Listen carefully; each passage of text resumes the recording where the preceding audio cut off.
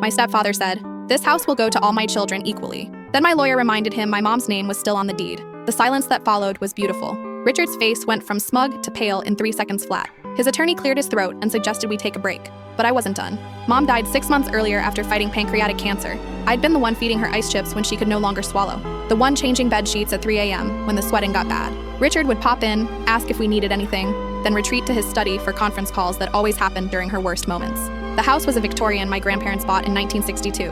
When Mom married Richard 12 years ago, she kept it in her name only. Smart woman. His kids, Brendan, Corinne, and Devin, treated this place like a vacation rental. They'd show up twice a year, raid the fridge, then disappear back to California. Richard's lawyer shifted through papers, his confidence evaporating. The deed shows Patricia Reynolds as sole owner. Mr. Reynolds has no ownership stake. Exactly, my lawyer Teresa said. The house passes according to Patricia's will. Corinne leaned forward. Dad's been paying the mortgage for years. Actually, Teresa pulled out another document. The mortgage was paid off in 2008 by Patricia using her inheritance. I watched Richard's jaw clench. He'd been so certain he could divide up Mom's house like a pie and play the magnanimous father. Brendan stood up. "We're family. You can't cut us out." "I'm following my mother's wishes," I said quietly. "She left the house to me, her biological daughter." Devin's face reddened. "We meant nothing to her. You visited twice a year," I said. "You couldn't name her favorite flower. When she was dying, you were too busy until the will reading." Teresa placed Mom's will on the table. "Patricia Reynolds leaves her entire estate to her daughter. Mr. Reynolds receives the joint account contents.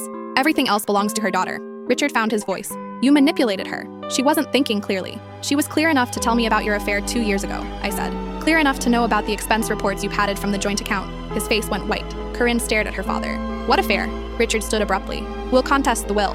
"Try," Teresa said. "I have statements from her oncologist and psychiatrist confirming she was competent." I gathered my things. "You have 30 days to remove your belongings. Then I'm changing the locks." As I walked out, Richard followed me onto the porch. "You think you're so smart. You have no idea what I'm capable of." I stopped and turned. "While you planned how to divide her house, I found something in her safety deposit box."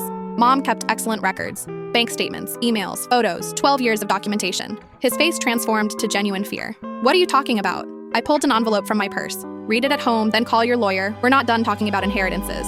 Inside was proof of every financial manipulation, every hidden account, every lie he'd told Mom. I'd spent 6 months piecing it together, following the trail she'd left me. As I drove away, my phone rang. Unknown number. "This is Detective Morrison with Financial Crimes. I need to speak about Patricia Reynolds and irregularities in accounts associated with Richard Patterson. When can you come in?" I couldn't fit what happens next in this short video. Watch the rest down below.